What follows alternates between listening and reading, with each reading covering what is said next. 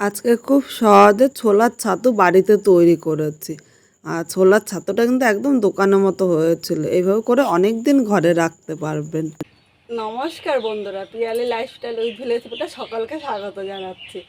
আজকে আমি ছোলা ছাতু করব, একদম খাঁটি ছোলার ছাতু। খুব সহজে তোমরা বাড়িতে করে নিতে পারবে। তাহলে কিভাবে ছোলার ছাতুটা করলাম চলো দেখে নেওয়া যাক। এখানে আমি 2 কিলো ছোলা এনেছি। প্রথমে ছোলাগুলো বেছে নেব।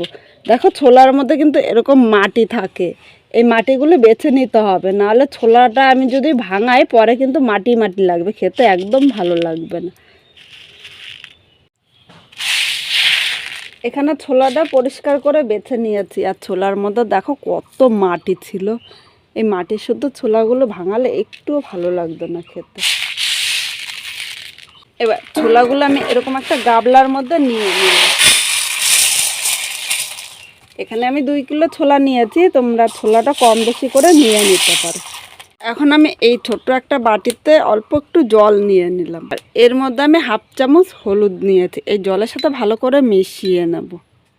তোমরা ভাবছো যে আমি হলুদ জলটা কি করব, তোমরা দেখতে থাকো, তাহলে কিন্তু তোমরা খুব সহজে বাড়িতে তৈরি করে নিতে পারবে।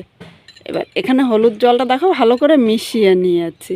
আমি ছোলাটা নিয়ে নিয়েছি, ছোলার উপরে আমি এই হলুদ জলটা অল্প অল্প করে দিয়ে দেবো। তোমরা ভাবছো যে এই ছোলার মধ্যে আবার হলুদ জল দিতে হয় নাকি? হলুদ জল দিলে ছোলা ভাজা কালারটা সুন্দর হবে, আর ছোলার ছাতুগুলো দারুণ হবে দেখতে।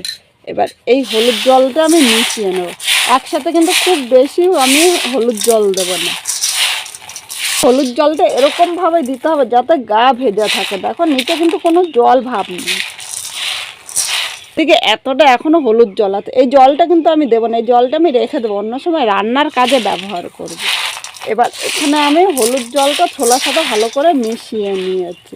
দেখেছো ছোলার গা ভিজেছে, কিন্তু একদম জল ভাবটা নেই, আমার হাতও কিন্তু শুকনো। এবার এই ছোলাটা আমি কুলোর মধ্যে নিয়ে নিলাম। কুলোর মধ্যে এইভাবে ছড়িয়ে আমি গাটা শুকিয়ে নেবো। এখন কিন্তু রোদে দিতে হবে না, রোদের দেওয়া ছাড়া এইভাবেই শুকিয়ে নিতে হবে। এইভাবে 5 মিনিট আমি রেখে দেবো। এখন উনানে আমি একটা কড়াই বসিয়ে দিয়েছি। এই কড়াইয়ের মধ্যে আমি 1 কৌটো লবণ দিয়ে দিলাম। মানে এখানে 400 গ্রাম লবণ আছে। লবণটা একটু বেশি বা কম হলে কিন্তু অসুবিধা নেই। প্রথমে এই লবণটা ভালো করে গরম করে নিতে হবে।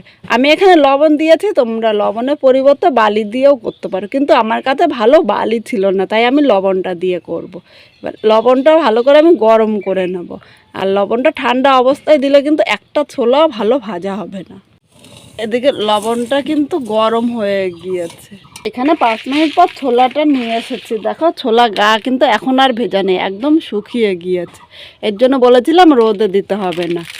বন্ধুরা এখানে লবণটা ভালো করে গরম করে নিয়েছি, আর ছোলাটা দেওয়ার আগে লবণটা কিন্তু ভালো করে গরম করে নিতে হবে। এবার এই জায়গায় একসাথে কিন্তু খুব বেশি ছোলা দেওয়া যাবে না, অল্প অল্প করে আমি ছোলাগুলো এইভাবে দিয়ে দিলাম। এবার এখন কিন্তু আগুনটা মিডিয়াম করা যাবে না, আগুনটা হাই রাখতে হবে। এবার এর মধ্যে আমি ছোলাটা এভাবে নেড়ে চেড়ে ভেজে নেব। তোমাদের কাছে যদি এরকম ঝাঁঝরি না থাকে তাহলে ঝাঁটার কাঠির পেছনটা দিয়ে নেড়ে নিতে পারো। আমার কাছে ঝাঁঝরিটা ছিল, তাই আমি আলাদা করে ঝাঁটার কাঠিটা বানালাম না। এবার এভাবে ভেজে নিচ্ছি 3 থেকে 4 মিনিট। দেখো এখানে ছোলাগুলো কিন্তু ফুটতে শুরু করেছে। এই সময় কিন্তু অনবরত এইভাবে নাড়াতে হবে, নাহলে ছোলাগুলো যেইগুলো লবণের নিচে থাকবে সেই ছোলাগুলো কিন্তু পুরা লেগে যাবে, পরে ছাতুটা খেতে একদম ভালো লাগবে না। এখানে ছোলাগুলো ভাজা হয়ে গিয়ে এবার ঝাঁঝরির সাহায্যে এইভাবে আমি ছেঁকে তুলে নেব। দেখো এই ঝাঁঝরি দিয়ে খুব সহজেই কিন্তু ছোলাগুলো তোমরা তুলে নিতে পারবে। এইভাবে প্রথমে আমি সব ছোলাগুলো ভেজে নিচ্ছি। বন্ধুরা এখানে ছোলাগুলো ভেজে নিয়েছি, এবার একটু ঝেড়ে নেবো, তার এর মধ্যে যদি লবণ থাকে লবণটা কিন্তু বেরিয়ে যাবে।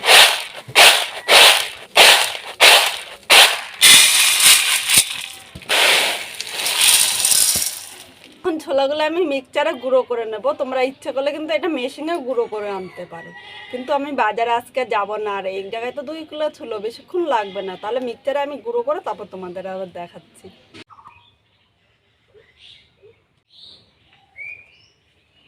বন্ধুরা এখানে ছাতুটা গুঁড়ো করে এনেছি, আর এখানে ছাতুটা 3 বার গুঁড়ো করে আমি একবারে মিক্সচারের বাটিতে নিয়ে এসেছি। এখন আমি ছাতুটা চেলে নেব। একটা ছাঁকনি নিয়েছি, ছাতুটা কিন্তু আমি খোসা শুদ্ধ করেছিলাম, এর জন্য চেলে নিতে হবে।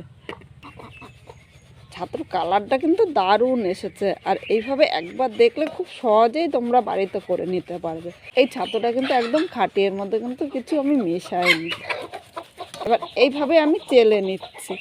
আজকে আমার এই ছাতু করার রেসিপিটা কীরকম লাগলো অবশ্য কমেন্ট করে জানাতে কিন্তু ভুলো না। নতুন কোনো বন্ধু যদি আমার এই ভিডিওটি দেখতে আসো, ভালো লাগলে একটা লাইক শেয়ার কমেন্ট করো, সাবস্ক্রাইব করে আমার পাশে থাকো, যাতে নতুন নতুন ভিডিও আপলোড করলে সবার আগে নোটিফিকেশান আপনার কাছে পৌঁছিয়ে যায়। এখানে ছাতুগুলো চালা হয়ে গিয়েছে, আর ছাতুর খোসাগুলো দেখো এই যে কালো এরকম। আর এখানে ছাতুর কালারটা তোমাদের দেখাচ্ছি, দেখো একদম দোকানের ছাতুর মতো কালারটা কিন্তু দারুণ এসেছে। এই ছাতুটা আমি একটা কৌটোর মধ্যে অনেক দিন কিন্তু এইভাবে করে তোমরা রেখে দিতে পারবে।